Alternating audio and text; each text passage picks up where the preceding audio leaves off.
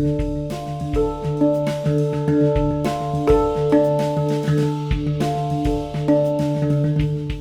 and welcome to the Practice as Research seminar series. I'm really excited. We've got a new term and a new academic year and a new focus. So today we have got with us Dr. Theo Bryer, Davey and Dr. Chris Rhods, all from the Department of Culture and Communication and Media at UCL Institute of Education. I'm going to be introducing our speakers in a minute. But just to say, today's focus, how do we do practice as research, is something that came out of the poll that was shared last term via the Practice as Research newsletter. And I'd asked, what is the kind of thing that people would want to hear more about? And it was quite overwhelming. We want to know how to do practice as research. We've obviously heard of reflexivity and positionality in year one. In year two, we were focusing on ethics. So this year, we're going to focus on the pragmatics and practicalities. And what for me, this is particularly exciting because everybody somehow has got their own interpretation or conceptualization of what makes practice as research and what it means. And they use different bodies of literatures as well to explain their work. So I thought it would be fabulous to kick off this year's seminar series with a panel discussion of people that are working in that space and getting a more natural conversation going. So I have asked our three speakers to talk 5 to 8 minutes approximately about their own work, introduce what they do and how they do their practice as research. And then I have got some questions that I'm going to be asking that hopefully will stimulate a discussion. And from there, we can then obviously open up to any kind of queries that anyone may have. So let me stop sharing the screen and actually start introducing our speakers. So first of all, we've got Dr. Theo Bryer, who is a lecturer for the MA in English Education and English with Drama PGCE at the Institute of Education. Theo taught drama in schools and colleges in Birmingham and London for over 20 years, as well as doing youth theatre, theatre in education and media production with young people, particularly bilingual and refugee learners. She currently leads the English with Drama PGCE and works on the MA English Education programme.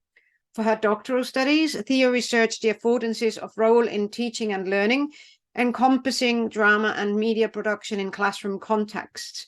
Her research involves forms of participant observation.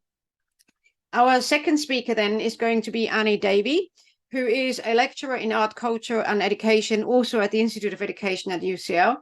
And her research is concerned with the politics and aesthetics of art education, and recent work uses archival imagery with situated writing and script writing to explore tensions and contradictions of fine art education within the marketized university. Anne is also engaged in collaborative research that draws on John Berger's ways of seeing to explore the ways in which digital dispersed and machine-generated images shape new ways of seeing, teaching and learning visual culture. She is currently program leader of the MA in Art Education, Culture and Practice at IOE at Institute of Education, University College London. And last but not least, we've got Dr. Chris Rhods, who is a lecturer in digital media production at UCL's Knowledge Lab and UCL East. The PhD in music composition is practice-led research, which delves into the creation of music in both real and virtual spaces using the human body as an instrument. This innovative approach crafts unique sound experiences for performers, players, and listeners alike. Chris's compositions have been showcased globally at esteemed venues, including the International Computer Music Conference, New Interfaces for Musical Expression, and Sound and Music Computing. Through his research, Chris hopes to develop new artistic methods in musical composition and chart paths for the future of music and arts engagement. As you can see, they're all doing similar things and yet quite different from one another at the same time. And I think that's what makes this particular network so exciting. So I'm going to ask each one of them to basically just, highlight what it is they do and how they conceptualize practice as research. So we begin very orderly, one after the other. But then after that, I'm hoping that we're going to have a more natural conversation. So may I please hand over to Theo first? Theo. Okay, so when you invited me, Nicole, I thought, I don't really do practice-based research. And I said that I was a participant observer. But then I've been reflecting. I think I do, but I haven't really found a forum or a way of sharing and legitimizing what it is that I do and I make. So I have got some pictures. I've only done this quite quickly, but I've got, shall I show you some images? Yes, please. You can share the screen. Everybody's got the right to share the screen. Is that all right? Can you see the? Yes, we can. Slides. I'll just start them off. Sorry.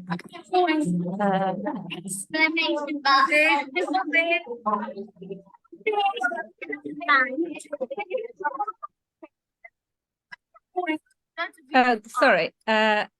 Okay. Sorry. It's just moved into. I'll just quite. Some artists that have for their so what I'll escape so that I need to see you really to talk to you. So I'll stop sharing for a minute, but I'll come back to them. Have I stopped sharing anyway? Yeah. Sorry, I'll share. I'll perhaps I'll just go through the slideshow. I'd forgotten it. I just made it really quickly and I'd forgotten it's got lots of sound on it. So I wanted to make a film for my PhD as so that it could be a proportion of my thesis. And I had a conversation and it was around whether or not I was a documentary filmmaker, whether I had these skills. And at that point, I couldn't really explain how it was that I used video editing as a tool, really, for analysing and sharing my research findings and present. And so I didn't. I wrote, but I used editing as a way of understanding understanding my research. Sorry, there's drilling in the background. So I've been since I started the first little thing that I showed you was some 10-year-olds. I mostly do research about children making films or doing drama, and drama, of course, is a time-based medium. It's very hard to capture, and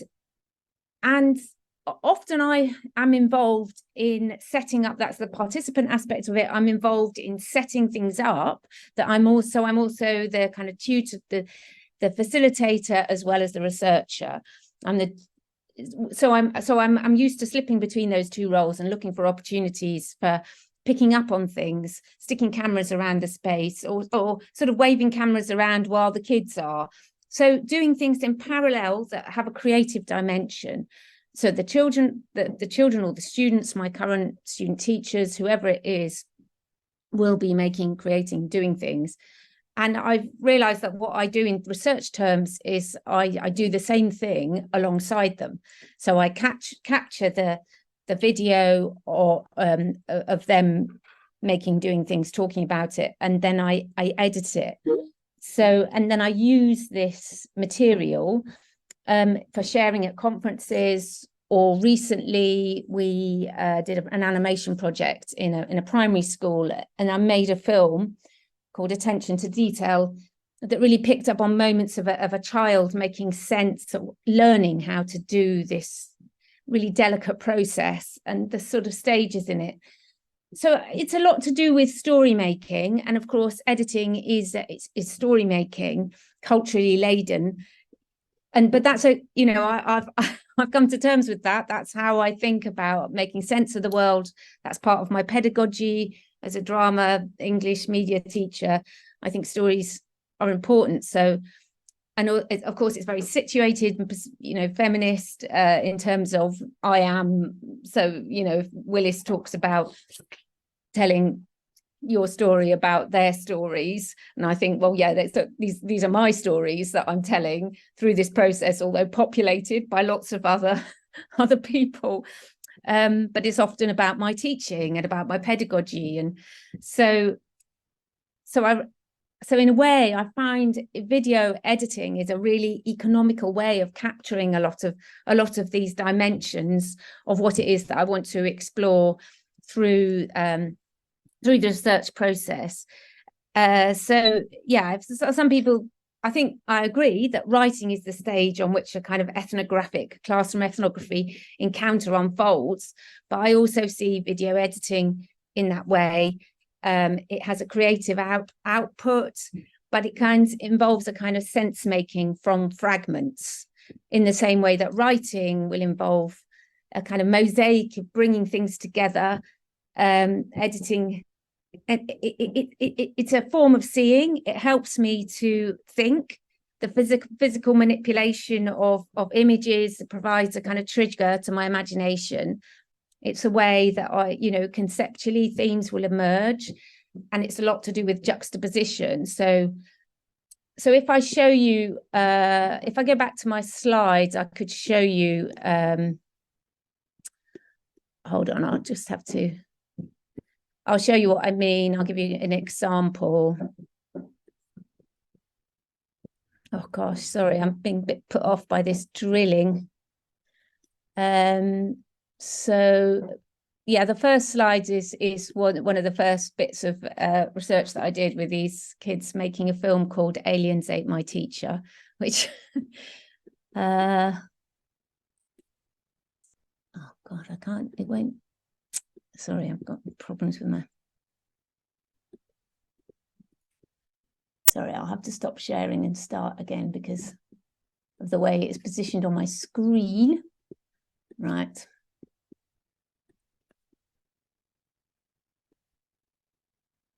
That's that.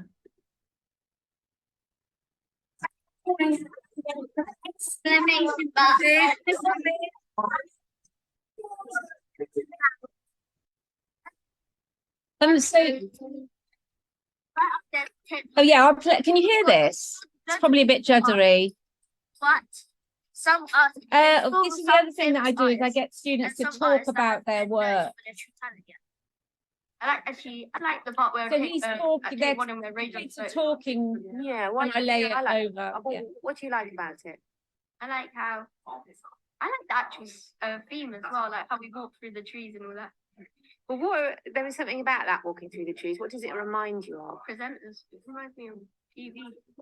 How they're, like sometimes on BBC when you see that woman that's outside looking at her, she just in her garden and in films like that. Yeah.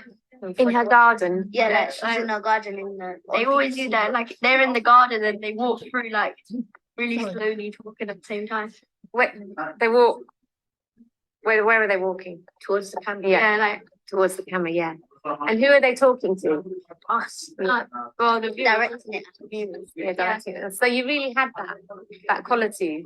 And when they do that, they usually have something to say, don't they? Yeah. Did you feel like? Yeah, I felt like I had something to say, a lot to say. Could you? Sorry, I haven't set my video settings. Could you actually hear that? Yes, we can. Yes. So I just wanted, that's a quick example of so putting their voices over an edited bit of a film that they've made. So, and actually the process is really generative because they begin to see more in their work, and it actually becomes quite creative because they start noticing things about their work and about meanings that they hadn't necessarily intended, but that emerge. So I think the whole process becomes, it's generative. And I like that way of kind of unfixing the meanings potentially. And yeah, so I'll show you, these are more images from things that research projects. That's great. I mean, this is really exciting. Can we come back to asking you a few questions about these things? I mean, this is really exciting because like you say, you are doing practice as research, but you haven't quite perhaps got that fixed framework for it or the words for it, but essentially you are doing and like you said, you were talking about, it helps you in a way of seeing differently, and in many ways that ties in quite nicely with what Annie is doing with the ways of seeing by John Berger. It is about that, isn't it? So can I hand over to Annie at this stage and come back to you? Yeah, sure. Sorry. Yeah. No, don't worry. Don't worry. That's great. Thank you. Thanks. Yeah, that was really interesting. And I love what you're talking about, the generative nature of editing. Because for me, within my own art practice, editing and video has been quite a big part of that, and the kind of the remaking of meanings and stuff like that.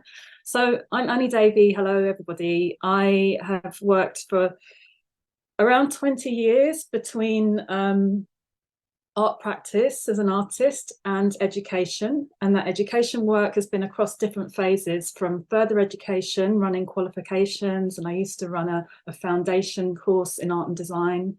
I've worked a lot in museum and gallery education, where I've been sort of treated as the artist, and the teaching work I've done there has been sort of based on my practice.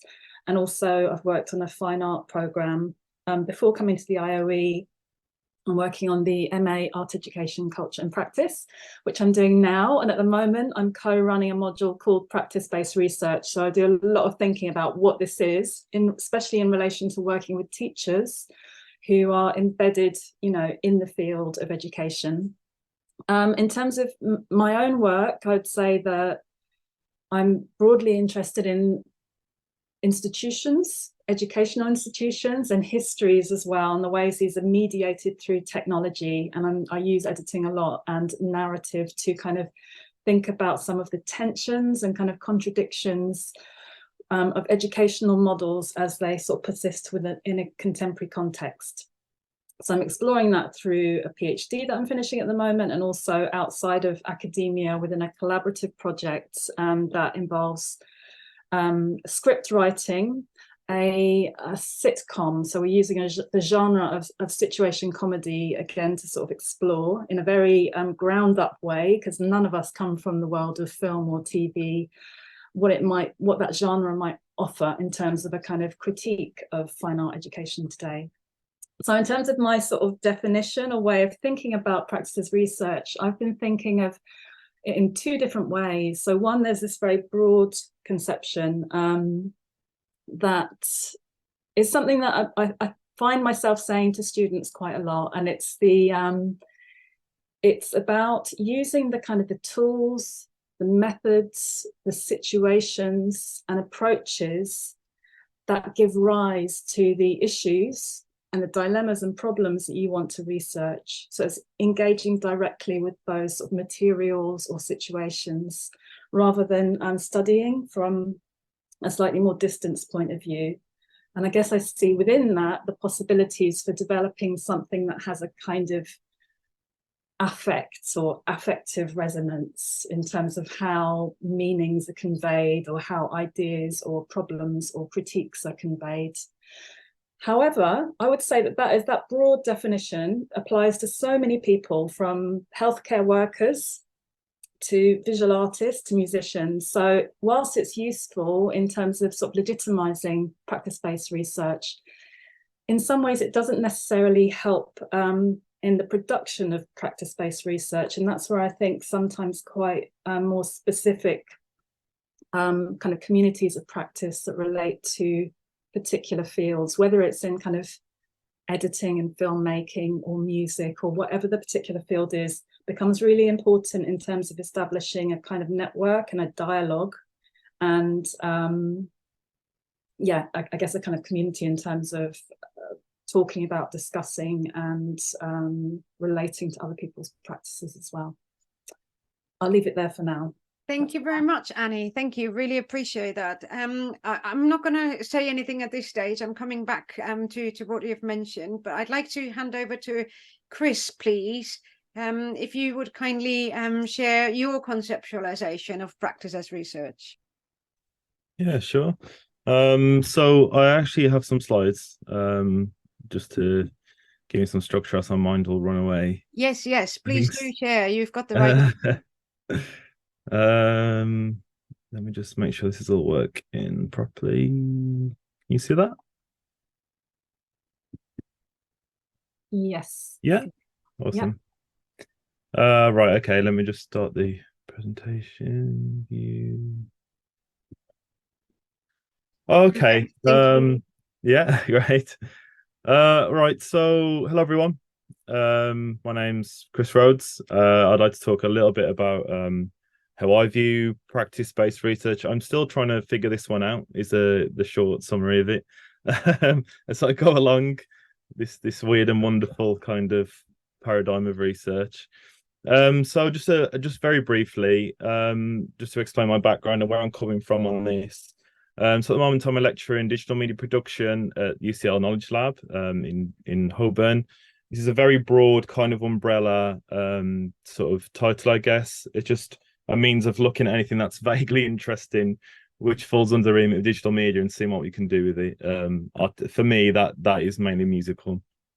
I've spun out sort of a little social ventureship called Guru AI, which looks at how you can make music education more accessible using new technologies like machine learning, with the aim of trying to teach people instruments.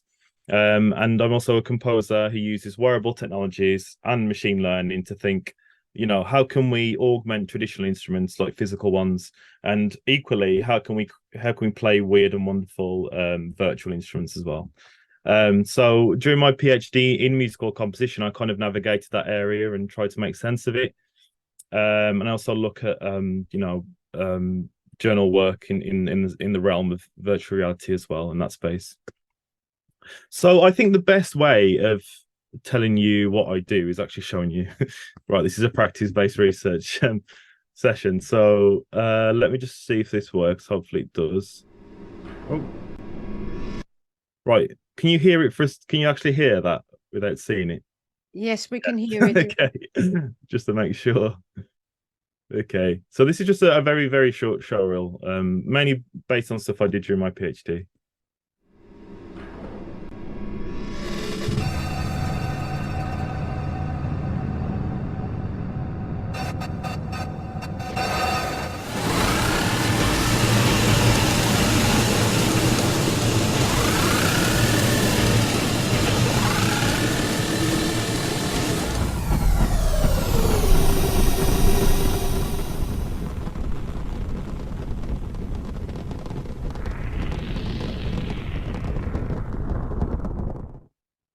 Okay, so hopefully that's given you an idea about what I actually do. Let me just stop that. So as you saw there, like I navigate through so many different sort of realms of space. So I look at how you can, in virtual reality, you can make a composition within the actual virtual space in 3D. I also look at how you can play mixed reality instruments as if they were there in front of you. Obviously they're not, but what if kind of thing. And how we can play real instruments and kind of augment them using new technologies. I've had a bit of a weird journey to get where I am, and I just thought about how strange it was if it actually when I was preparing this. So I'm from, if you already can tell already, I'm from near Birmingham. I can't get rid of the accent, unfortunately. So I went for I went from being an instrumental composer and performer around the West Midlands and playing in a few heavy metal bands, as tradition dictates near Birmingham, and I became a composer for sound installations, working with one of the Warhol collections in Whitworth Gallery in Manchester. I've done some freelance sound design work, and now I find myself looking at how you can use these new interactive technologies, paired with sensors to sort of create new experiences, I guess, and new instruments. Okay, so speaking about my actual practice and how I go about it, at the moment I'm predominantly looking at wearable sensors and how you can plug those into game engines and virtual reality and stuff of that ilk to see how we can work with the space, space that we're operating in. So for example, can I give a wearable sensor to a violin player and ask them to make extra kind of musical gestures to shape sound as they go along? So, for example, asking the violinist to play a melody and then moving the bow arm and shaping the sort of sound of that melody using the bow. All the way to, like I just showed you, playing a guitar in mixed reality. So I think for me, practice-led research is it starts with the artistic idea first. and then I look at which technologies I can use to realize that. I think that's really important. You know, there are so many technologies for us to use. I think it's important to get the idea right first and go from there. So I always question, you know, if I want to use something like, you know, AI is a big buzzword at the moment, and I think people just want to use it for AI's sake. And I always have to ask people, why are you actually using AI in the first place? Is it really going to help you? So I think in that sense, I'm very hands-on, and I like to learn as I go. So for example, if I want to learn how to create a mixed reality experience, obviously I need to get my hands on a headset. Once I've got that, I need to learn how to use it, and learn C#, which I had to do. So in that sense, I like to think my knowledge is very modular. I know pockets of stuff, and I like to kind of, like, you know, connect the dots of those modules. So why do I do that? I think I really want to develop my practice in this space, and I want to sort of address kind of some new solutions to research problems which exist, mainly within musical composition, but there is some interesting overlap between human-computer interaction too.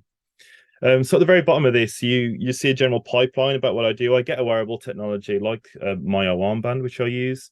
I use a computer to process that data from people while they play the instrument, and crunch it using AI, and then I put that into some sort of musical outcome in some modality, whether that's a game engine or the concert hall. Okay, so for me, the way I conceptualize or go about this, even though I am I won't go through all this, don't worry, but the way that I go about this falls into three things that I want to think about. So firstly, there are many terms. There's practice-led, practice-based, practice as research. Which one do we align with, and why? You know, is it causing confusion? Maybe, yes. And how do we navigate that space?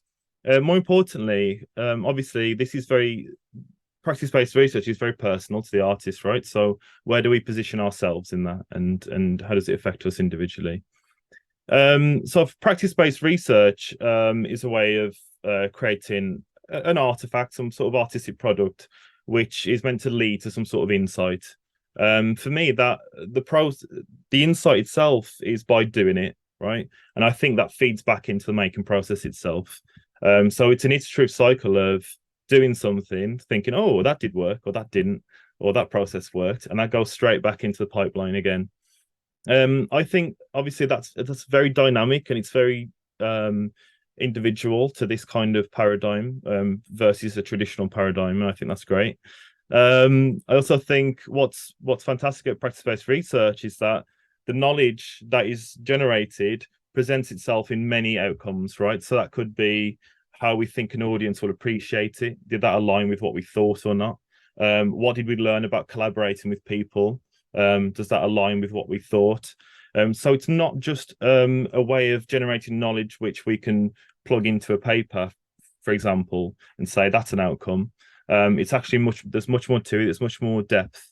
And I think that makes sense because the way that we appreciate or create art is extremely complicated and very dynamic and very multimodal in that sense. So when we create an artistic product like a musical composition, is that itself enough as a knowledge generated item? I think this is an interesting one because you speak to a lot of people, for example, in classical music, who love to dissect it and talk about it and want to know the specifics and create a discussion. So there are sometimes there's a bit of a barrier, I think, between presenting a musical composition or a piece of art and saying, okay, you should get it, versus do you really? And I think that's something that should be noted. Lastly, I'll promise I'll stop talking after this point. I think techniques, obviously, within practice-based research are very field-specific, and maybe that's what's creating some sort of a lack of cohesion about how we understand this paradigm, this research paradigm. For example, from my field, you get two kind of terms like sonification or musification. So sonification is literally taking a stream of data and turning it into sound, like, for example, the way a molecule behaves. so we can hear it rather than visualizing it. Versus musification, where we do the same process, but we actually make it more musical, and we can try and interpret it that way. Yeah, so those are some of my ramblings about what I do and how that relates to my field, I guess. Fantastic. Thank you very, very much, all three of you, for your presentations. Thank you. And Chris, actually, your slide, the last slide, I think opens quite up, you know, that space for the discussion quite nicely. You know, what you've raised that question: is the artifact enough? As a generation of knowledge, is the artifact on its own enough, or do you need a critical commentary, for example? That's something that I find particularly important. But also, you're talking about, you know, already in some ways about the challenges of practice as research. So I'd like to really open up this space, and I hope that we're getting, you know, more of a conversation rather than an interview or a, you know, like me quizzing you. So if all three of you could unmute yourselves, that'd be really great. And, you know, just try and have a natural conversation about those kinds of things that we have just mentioned. I noticed Annie and Theo, both of you were nodding a few times when Chris was presenting on this last slide. So maybe you want to come in at this stage. I'm happy to. I mean, one of the things I made a lot of sense to me was this idea of kind of learning on the go and through the process of making. And of course that happens through a kind of process of writing, and it happens in more traditional kind of academic ways of working, but it does sort of relate to maybe a different temporal kind of unfolding in terms of when something becomes possible to articulate or put into words. And sometimes those realizations happen at a kind of perhaps later stage. And I think that the kind of situations we're in terms of teaching and learning, particularly say on the MA that I work in, needs to accommodate that kind of temporality and that kind of unfolding of understanding as to what's going on, or what's accidentally taken place, or what combinations of things have had particular effects on an audience that can then lead to the development of the work and taking it further. I think that's so interesting, because it could go in so many ways always. What you were saying, Annie, about the temporality and recognizing when collectively something moves in a particular way and there's a kind of understanding emerges. I had a nice quotation from Sarah Pink, who does sensory ethnography, who I really like. She talks about generating knowledge through a process of learning and experiencing rather than as a form of data collecting. So I think the process itself is its own end. And but actually, in terms of an academic sphere, how do you legitimize that, or how do you but I in a way I don't want to make the distinction between the role of teaching and learning and researching as clear as it is, unfortunately, here in this institution, for example, with our time allocations for each thing. And so that it becomes something much more commodified and in terms of concrete outputs that are then given a star rating or whatever. But there's so much more that can go on in the way of research. And I do really, I mean, I'm always so excited by that generative thing, that when you share something, you share your data, but not in its finished form. You're not telling, but you're showing something. And then, and especially if you share it with like those little films where I put their voices on, or I share their films and they talk, and I say, this is what sense I make of it. And then there's always more to say and more to make out of it, and it can go on. And I just, that creative aspect to it is endlessly fascinating. But isn't that creative aspect that you're just talking about, and that temporality that Annie is talking about, exactly that makes it so difficult to defend against, you know, the critique that we don't really know what you do? Because, you know, in a traditional research project, you go there, you do your 25 interviews, you go home, you transcribe them, you analyze them, you write up, done. And then it's very clear and very boundaried. but with things like where you're saying, Chris, you know, you are doing something and you're waving a hand to you know, how are you able to kind of suggest that this is proper research rather than just playing around, if you know what I mean? Yeah, that's a really good question. I think, I don't know. I've had a weird journey in this, to be honest, where a very unusual one as well, I think, in the sense that I did a PhD in musical composition, so it's very much from an artistic angle, but I managed to get funding for the PhD and post PhD from the EPSRC, which is very science heavy council. So I did have to navigate the tensions there, definitely. But what I emphasize is the fact that, look, new technologies are emerging, and therefore they have the potential to create new artistic ideas, and that's the onus for me, and that's what I focused on. So it was you know, in a way it was me playing around, but I also had to I had to be clever about how it was framed. And I do believe in how it was framed, obviously. I think there is definitely a lot of merit in it, but the way that things stand at the moment, you do have to go an extra mile to justify what you're doing, yeah, in the arts. Can I say something on that? So I attended a workshop in the summer about a big sort of funding bid related to AI and public-facing projects, and they were very, very explicit about wanting to work with philosophers and artists because of stuff like play. You know, it's actually that idea of play and research as being kind of really, really integrally bound up. But again, and I'm thinking from a kind of bit of a course leader's point of view here, in terms of how do you make that space and how do you legitimate that space and that kind of unfolding of like enabling that space of uncertainty, of getting lost, of feeling really stuck, of having kind of accidents and then things kind of coming together with a group of people and kind of holding that space, and then maybe bringing in a bit of language and talking and writing even at a later stage.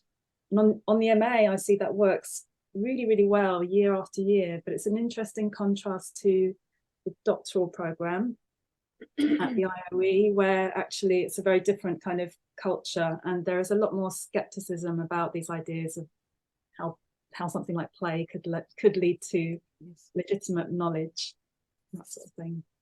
Thank you. I mean, I think one of the things that I would like expand upon a little bit for probably from, you know, being quite selfish here from my own position as to where I come to practice as research, and that's where you're saying, Krista, it's about creating an artifact, and that you know, that tangible outcome of the artifact is then the kind of the generation of the knowledge. I mean, I'm struggling with that a little bit because, like Annie said, you know, practice as research or practice-based research is done in so many different settings. And within nursing education, for example, or within teacher education, we wouldn't necessarily have a tangible outcome, but we would still be doing exactly what you're doing, creating some knowledge through the process of doing whatever it is that we are doing. And so sometimes, you know, we would do the things, we would engage in our practice, but we don't necessarily have a tangible outcome. And I think that's what makes it then a little bit more difficult to justify or explain, where, you know, how can you judge the quality of something when you haven't got anything tangible in the hands? You know, unlike a composition or a film that you may have edited, like Theo has, for example. So it's those kinds of spaces, and that's, Annie, I think this is where you are working within as well, within that kind of pedagogical space, where sometimes you don't necessarily have a tangible, you know, this is it, this is the artifact here.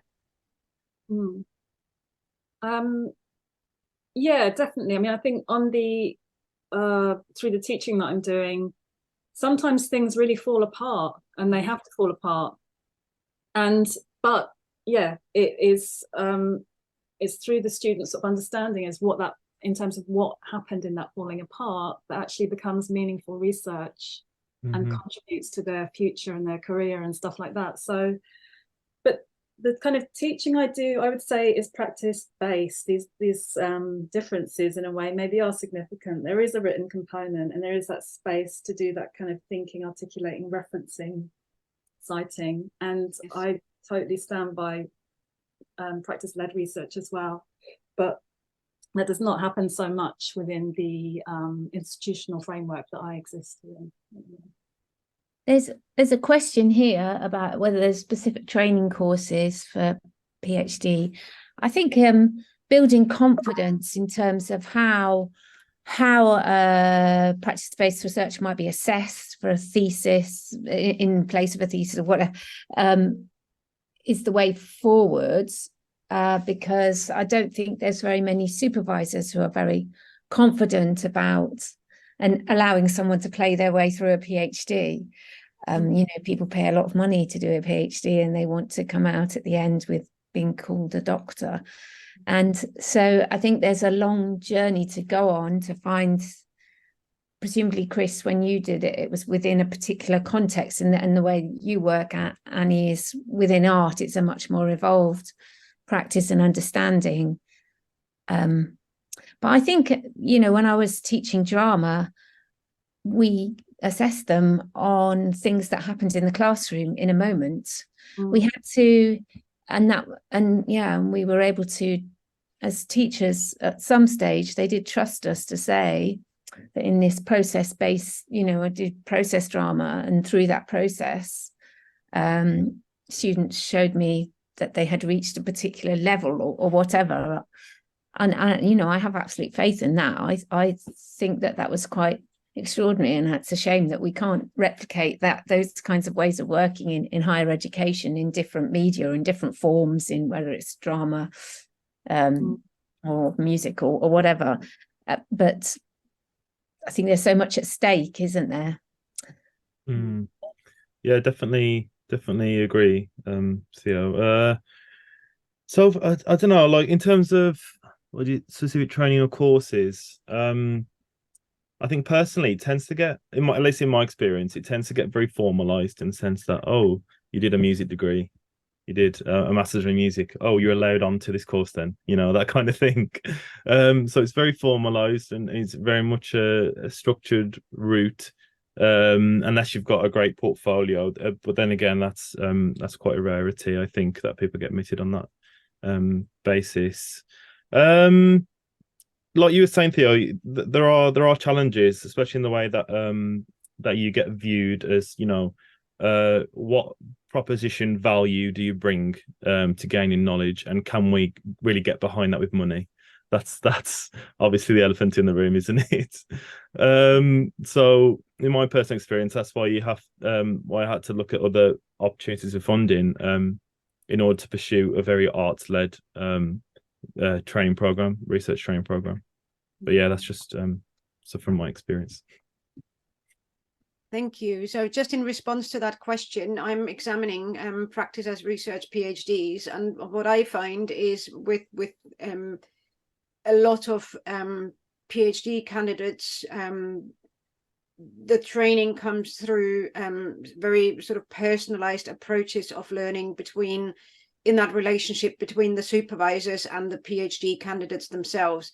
So a lot of the time, I don't think that there is like a formal course or anything, but a lot of the times I've noticed that, there are, like the supervisor and candidate will identify gaps, and then they will plug those gaps with the help of other people or with the help of specific training courses, whatever it is. But that training doesn't tend to be formalized in an HD program, for example, where there is a taught module. It's not like that. It's more on an individual basis and sort of more organic and dynamic. And that probably comes with the nature of the practice as research itself. As Chris has very rightly said earlier, that way of doing research is a very dynamic process. So I think that's where that some of that comes in as well. Could I just say one thing on that, though? That's what you described, Nicole, is definitely what I experience at the IOE. But in other institutions, I think things do work quite differently. And so, like somewhere like Kingston, if you were maybe a visual arts researcher, Kingston run their PhD program pretty much, it feels almost like an MA, because there's just very regular Yes. looking at work, looking at practice, talking about coming together and meeting as a group of people. So Yes. yeah, I think things sort of I agree with you in different ways, aren't they, in different institutional contexts. But what you're describing there is the kind of the creative, you know, that they are coming out of fine arts or arts degrees. They are kind of from the creative industries. Whereas I'm talking about practice as are not necessarily sitting in an arts program, and those are the ones like we have at the IOE, for example. They don't necessarily sit in an arts program, and then people want to still do practice as research. They're not in an arts program, and then it becomes that kind of, you know, like personal experience sort of thing. Yes, absolutely. Yeah, that's where that's what I ran into when I wanted to do a PhD, that there wasn't really a discipline for me to pursue, because I'm not a very good editor. That's not my medium. I just wanted to express. I just find it a useful process, and it's quite helpful for sharing with other people. But yeah, but it doesn't represent. So I wrote with Michelle and Sarah Hawley and I think Michelle Cannon, who's here. We wrote an article, and I'd made a little film, and we put a link to it in the article, but it's not really a legitimate. The article was really, hello, Michelle. The article was the output. Yes. It's neither here nor there, but we did share it as part of our presentation, and we've always done that. We always have kind of little moments of children's voices, or things that we find ways of contextualizing and sharing them. And I think there's quite a lot of artistry in that. Yes, I agree. Yeah, it's quite a satisfying process in itself, but whether or not it's not particularly recognized as legitimate in any way.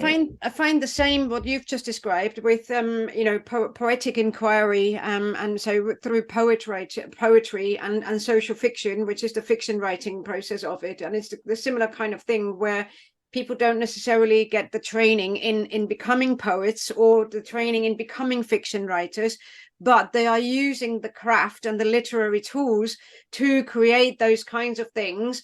And I think we do that, like you say, Theo, to help dissemination, but also we do that because we find that often tells the more truthful story. You know, it often feels when you're writing an article, it feels kind of quite clinical, and, you know, like so many people said this and so many people said that, and you can't really tell the story. Whereas if you are engaging with some of the creative media, it's easier to tell the story and connect audiences to it in that respect.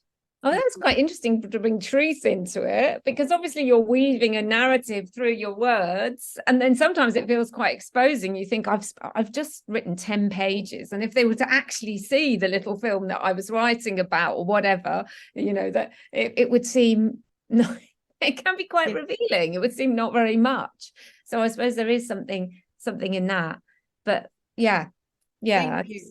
There's one question that I really would like to raise here with the three of you. That's been written down. So it says here, thank you so much for the excellent presentations.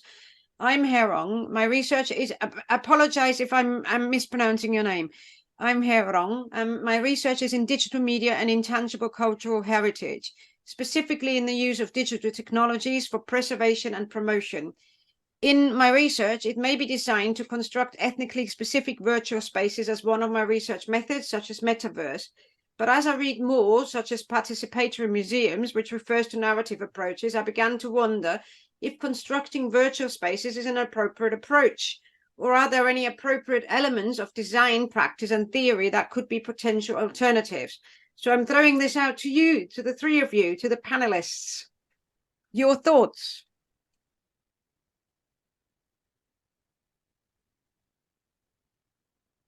That is an interesting Yes, question. please. I don't know if I've got the specific knowledge for this, because it seems like it's to do with museum studies. I would say, yeah, I'd give a very generic answer to that, I think, because obviously I haven't got specific knowledge. But I would say if you're having doubts about using the metaverse as an approach, just look at the potential limitations. Like I mentioned in my presentation, always question why you want to use a tool to realize what you actually want to find out. I think I'll leave it there as my answer. Thank you, Chris. I mean, I feel it's actually really, really difficult to kind of comment constructively without engaging a bit more closely with what the research is. But yeah, I agree with what Chris said, definitely. But there is a lot of work in terms of sort of narrative inquiry with intangible cultural heritage and museum studies. So, you know, it's a field with a lot that can be, you know, drawn from. But yeah, I would have to see and engage with the work more to say much more about. Thank you very much. I think it's often to do with how you use these tools, isn't it? It's again not to do with whether is this the right tool, but what you use it for and what emerges through the process and other ethical dimensions. Yeah, so I think context is important. Thank you. But I think, I mean, I would like to add to that. There is another question in the chat box that has just come in now. And it ends with, I'll read that out in a second, but it ends with, I have no idea how my supervisors would view. And I think that's something that's really, really important. You know, as Chris, Annie and Theo have said, if you doubt, you know, your approach, then do have that conversation with your supervisors, because, you know, obviously, you are in that relationship with your supervisors, and if you want to change direction, you need to kind of have them on board with that. It's quite important that you are, you know, sort of critically engaging with what you do, but at the same time you're making sure that you're not going off on a tangent or somewhere in a wrong direction. So it's very important to stay with that relationship.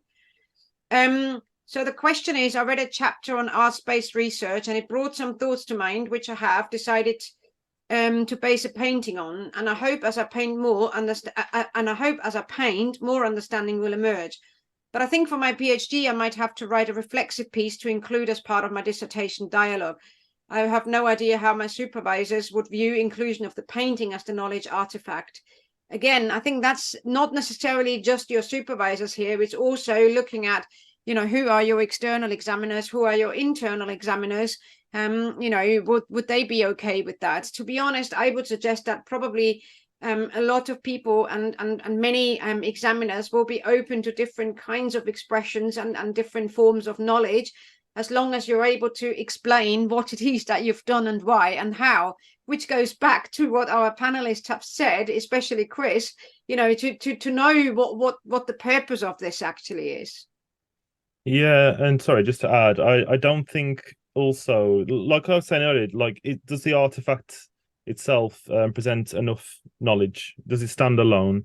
Right, and I don't think it has to be one or the other. I think actually it can be both. I think you can present a painting and use text as a medium to sort of explain it. So yeah, it can be multimodal. I don't think it has to be one or the other in that sense. I do have an issue though with that thing about these kinds of artifacts or whatever that emerges always having to be explained.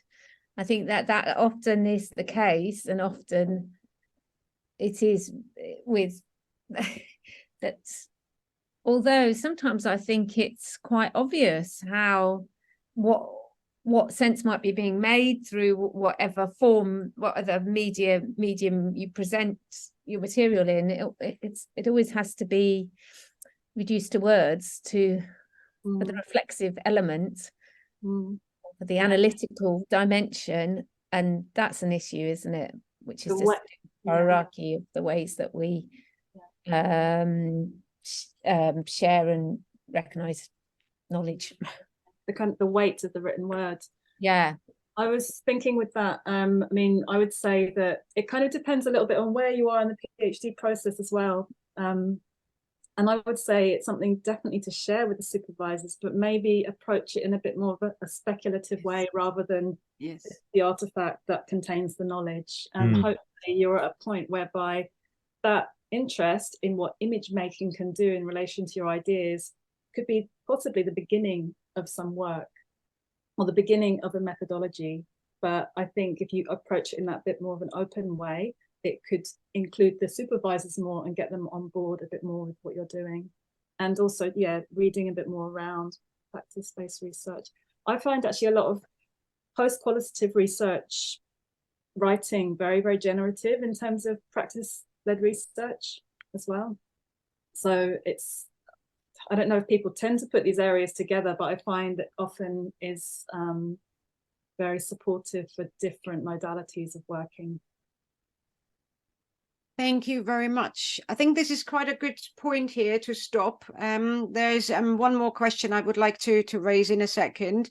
There is somebody who said, I'm left with Annie's comment on what counts as legitimate knowledge and who decides this. And I think it's quite important. I would like to highlight for you very briefly that we've got another Practice as Research seminar coming up on the 17th of November from 1 p.m. to 2 p.m. UK time.